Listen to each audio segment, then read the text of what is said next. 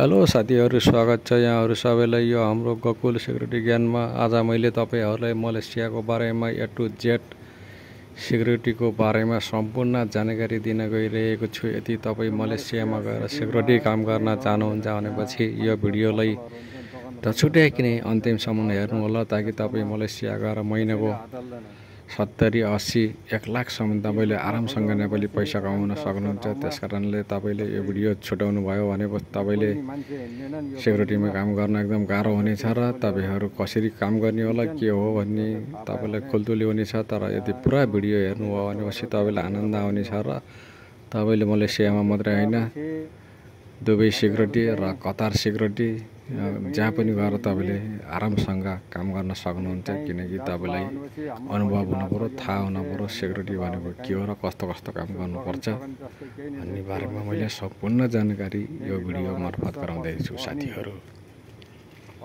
सबभन्दा त पहिलो मैले मलेसिया सिक्युरिटीको बारेमा कुरा गर्न गइरहेको छु। मलेसिया सिक्युरिटी भनेको कस्तो हो भनेपछि एकदमै राम्रो मलेसिया कन्ट्री हो। तपाईको चाहिँ किन हरियाली भएको, पुरा हावापानी पनि नेपालको जस्तै सेम, बस्नलाई खानलाई एकदम घुम्नलाई एकदमै राम्रो ठाउँ। तपाईको त्यहाँ यस्तो मौसम हुन्छ कि तपाईलाई गर्मी खासै त्यहाँ हुँदैन। दिनमा ड्युटी गर्नु पर्यो भने मात्रै दिनमा अलिअलि गर्मी जस्तो अनुभव हुन्छ। तर प्राय जस्तो ठाउँमा ठुल्ठुलो घरहरुमा या कम्पनीहरुमा तपाईको चाहिँ सिक्युरिटीलाई एसी हालिदिएको हुन्छ, एसीमा बस्ने हो।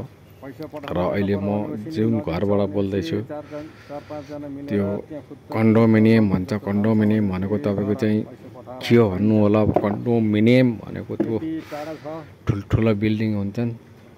यो बिल्डिङ भन्नाले घरहरु कुनै कुनैमा तपाईको चाहिँ 17 तले, 20 तले, 25 तले, 30 तले, 35 तले, 40 तलकासम्म घर हुन्छन्।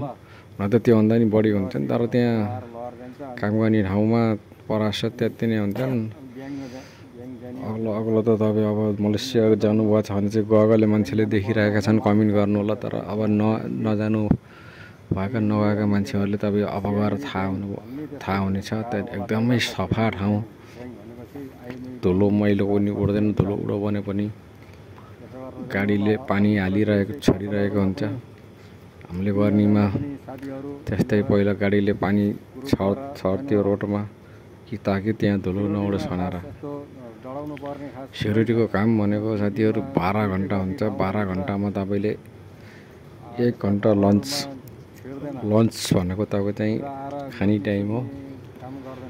त्यसमा लन्च टाइममा ब्रेक टाइम पनि हुन्छ। त्यो गएर खाना खाँदा सकिन्छ।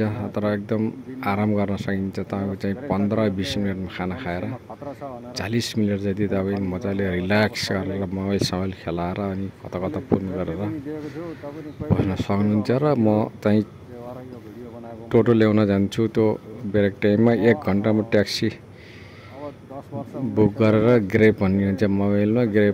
ग्रेबबाट ट्याक्सी बोलाउने। तपाईको चाहिँ नम्बर सहित आउँछ आफ्नो अगाडि। त्यसबाट त्यहाँ चढ्ने अनि फेरि त्यो वहाँ जाने ठाउँको एड्रेस हाल्ने भनेपछि ट्याक्क वहीँ लगेर छोडिदिन्छ। अनि आउने बेलामा पनि मोबाइल निकाल्यो अनि मोबाइलबाट ट्याक्क ग्रेब गऱ्यो, त्यहाँ ट्याक्सीमा चढ्यो, फेरि त्यही ठाउँ ल्याइदिन्छ साथीहरु। त्यो हो एउटा। अनि स्यालेरी भनेको तपाईको चाहिँ स्यालेरी अलि पछि भनौँला। तर काम भनेको कस्तो हुन्छ भनेपछि बिल्डिङ घर बनाउनेमा चाहिँ खासै त्यहाँ काम गर्न नपर्ने र थुप्का गेटमा बस्ने। तर गेट पनि बनेको हुँदैन जस्तै बिल्डिङहरु बनाउन लागेको ठाउँमा। तर सामान्य बारेर बनाएको हुन्छ। त मान्छे छिर्ने र कतिको गाडी आयो भने त्यहाँदेखि त्यसैले खोल्ने र बन्द गर्ने काम हुन्छ। त्यसमा कामै गर्न पर्दैन भने नि भयो। त्यो त्यहाँ बस्ने खाने भन्दै त एकदम सजिलो काम हुन्छ। र अनि जब बनिसकेकोमा काम गर्नुभयो भने घरहरुमा चाहिँ त्यहाँ काम कस्तो हुन्छ भनेपछि मेन गेट हुन्छ एउटा। मेन गेटमा तपाईको चाहिँ सिक्युरिटी भनेको कुनै ठाउँमा 20 जना, कुनै ठाउँमा 30 जना, कुनै ठाउँमा 40 जनासम्म नि हाल्छन्। किनभने त्यहाँ भित्र मान्छे कति बस्छन्। अब भनेपछि अब तपाईँको चाहिँ पोखरा जस्तै एउटा पोखरा भयो, त्यो पोखरालाई सबै तार जाली हालेर कभरिङ गरेर अनि तपाईँको चाहिँ त्यहीँ त्यो माझामा एउटा ठुलो गेट राख्यो भनेपछि त्यहाँभित्र कतिजना होलान्, तिमी कतिजना कतिवटा घर होला नि त्यसरी बुझ्नुहरू। त्यहाँ पनि त्यस्तै हो। अनि त्यहाँ गेटमा बस्नुपर्छ। गेटमा बसेपछि अनि त्यहाँभित्र घरको नम्बरहरू हुन्छ, यदि घरको हुन्छ। अनि फेरि लाइन पनि हुन्छ तपाईँको चाहिँ त्यो घरको लाइन 17को लाइन हुने भयो। अनि फेरि 12को 10को त्यस्तै लाइन हुन्छ, 1 देखि लिएर पनि हुन्छ। अनि तिनीहरूलाई आयो भने त्यहाँबाट कहाँ जानिस् भनेर सोध्ने नयाँ मान्छेलाई। अनि तिनीहरूले त्यो त्यहाँभित्र के छ त्यही अनुसार बताउँछन्। जस्तै त्यहाँ मान्छे आयो बाहिरबाट भनेपछि कति नम्बर गली, कति नम्बर घर, अनि कसलाई भेट्न जानिस् भनेर त्यो मान्छेलाई भन्ने। अनि त्यसले ट्याक्क त आफूलाई पनि थाहा हुन्छ यो घरमा यो गली नम्बर भन्छ, त्यसले गली नम्बर भनेपछि यो गली नम्बरमा कति नम्बरको घरमा जाने भनेपछि त्यो गली नम्बरको भनिसकेपछि त्यो घर नि भनौँ भने तपाईँले त्यो थाहा हुनु पर्यो। नभए अब त्यतिकै हावातालमा त्यो मान्छेलाई छोडिदिनु भएन, त्यसले भनेअनुसार त्यो भित्र हुनु पर्यो। बाहिरबाट मान्छे आएर इन्ट्री गरेर मात्रै पठाउनु भएन त्यहाँ। अब त्यहाँ तपाईँले त इन्ट्री गरेर पठाउनुहुन्छ, यस्तो यस्तो भनौँ भने त्यहाँभित्र त्यो नम्बरको घरै भेटिएन भनेपछि अनि त्यो मान्छे खोज्छ अनि त्यहाँ भित्रको मान्छेले थाहा पायो भनेपछि यहाँ एउटा मान्छे किन घुमिराखेको छ भन्छ नि। फेरि त्यो मान्छेलाई साइकल हुन्छ कि या रन्डा हान्ने एउटा घुम्ने एउटा बाइक दिएको हुन्छ, त्यो बाइक लिएर खोज्न पर्यो। त्यो मान्छेलाई के अरे अन्दाजमा अब सेक्युरिटीलाई थाहा हुनेर कुनैले पठाइदिइहाल्छन्, घुसाइहाल्छन्। अनि त्यसलाई छैन यो तपाईँ गलत बाटो आउनुभयो भनेर चाहिँ त्यसलाई निकाल्नुपर्छ। यदि नभएकोमा पनि त्यहाँ त्यसले भनेअनुसार एड्रेस मिलेन भनेपछि त्यो मान्छेलाई फेरि फर्काइन्छ। किनभने त्यो पहिलेदेखि हामीले काम गरिरहेको पुरानो सेक्युरिटीलाई थाहा हुन्छ, तर नयाँ सेक्युरिटीले फ्याट्ट गेट खोलिदिन्छ। त अन्दाजमा झुक्किएर पनि त्यो मान्छे सरर गइहाल्छ। अनि त्यही हो साथीहरू। पैसा भनेको कति दिन्छ भनेपछि पैसा एकछिनपछि भन्ने छु म फेरि। त्यो किनकि सुरुमा त पैसा भनिहाल्ने भने तपाईँलाई फेरि भिडियो इन्ट्रेस्ट लाग्ने छैन। सबभन्दा त ड्युटीकै कुरा गर्नु पर्यो। ड्युटी भनेको 12 घन्टा हुन्छ कुनै ठाउँमा। अब तपाईँले मार्केटमा काम गर्नुभयो भने सुपर मार्केट अनि एकदमै ठुलो, तर त्यहाँ जाने अनि एउटा ट्रली अनि हुन्छ गुर्काउने। त्यो गुर्काउनेमा कस्टमरले त्यहाँ एउटा ट्रली ल्याउँछन् र भित्र मन परेको सामान आफूलाई सब चिज हाल्छन्। अनि हालिसकेपछि अनि क्यास काउन्टरतिर आउँछन्। क्यास काउन्टर भनेको त्यही के अरे स्क्यानिङ गर्ने भनेको त्यो जस्तै हाम्रो कागजमा लेखेको जस्तै त्यहाँ टिक्क पार्छ त्यो स्क्यानिङ गर्ने। अनि त्यहाँ आएर तिनीहरूले एउटा स्क्यानिङ गरेर फेरि त्यहीँ हालेर ट्रलीमा हालेर तिनीहरू बाहिर निस्केर अनि हामीले पनि त्यहाँ चेक गर्नुपर्छ। त्यस्तो ठाउँमा भने बिहान सबेरै उठेर त्यो उता जहाँ गोदाम भन्ने हुन्छ, एउटा गोदाम भन्नेमा काम हुन्छ। अनि त्यहाँ पर भनेपछि बिहान 5 बजे उठेर नुहाइधुवाइ गरेर अनि खाना प्याक गरेर जाँदाखेरि कुनै ठाउँमा 15-20 मिनटको ठाउँमा मालिकले कुनै छोड्ने दिएको हुन्न, लएर छोड्दैन, आफै हिँडेर जानु पर्नेछ। 15-20 मिनटको बाटोमा टाढा भयो भने मात्रै कम्पनीले ड्युटीमा लगाएर छोड्ने र बेलुका भयो भने ल्याउने गर्छ। त्यस्तो ठाउँमा चाहिँ आफै जानुपर्छ र आफै आउनुपर्छ। त्यहाँ भनेको ड्युटी भनेको 12 घन्टा टक्कै त्यो खम्बा खडी जस्तो मूर्ति जस्तो भएर बस्नुपर्छ। के अरे यताउति हिँड्न भएन।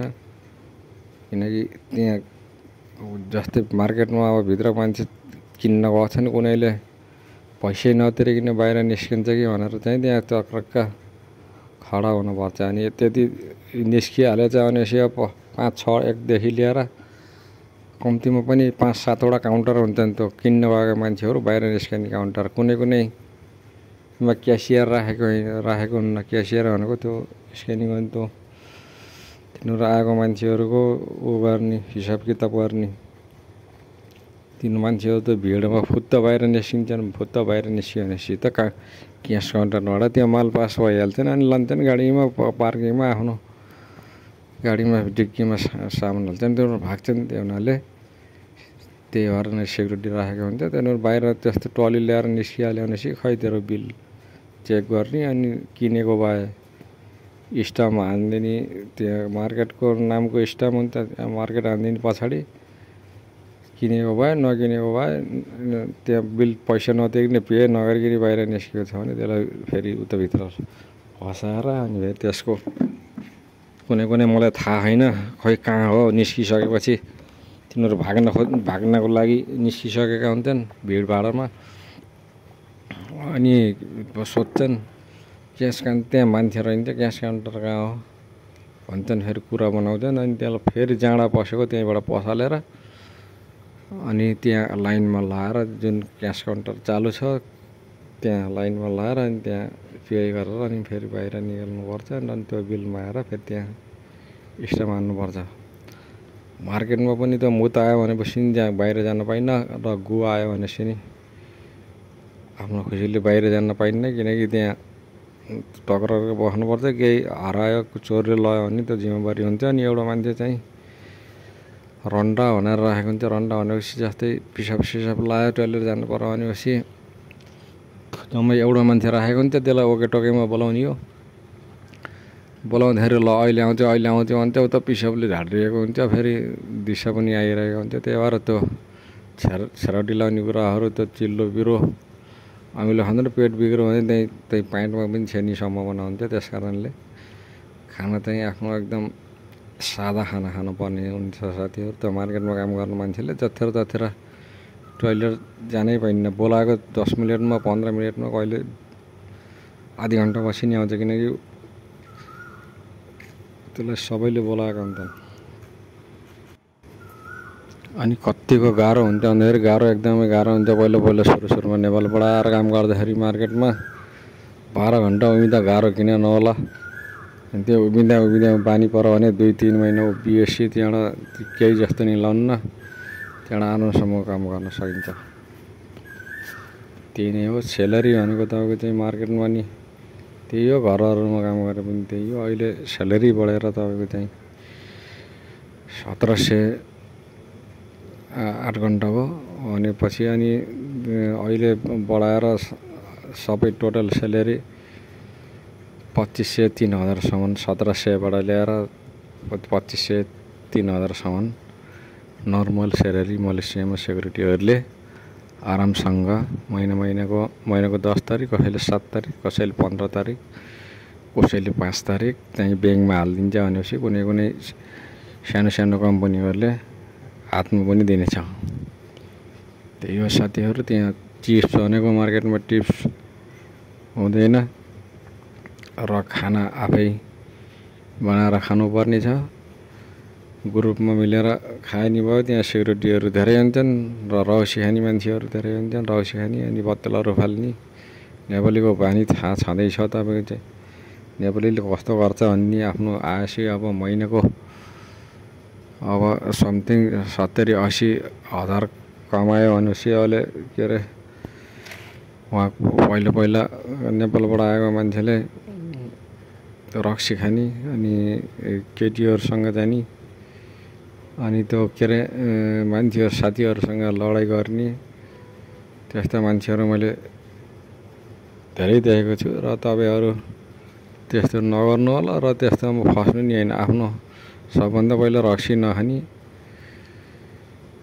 त्यसैले बिगार्छ। रक्सी भनेको मलेसियामा नेपालीहरूले धेरै नै खाने गर्छन् र उही खाएर अब पहिला 12-15 जना मरिसके किङफिसर बियर अनि मासुहरू के खाँदै खाएर सुतेको भइहाले।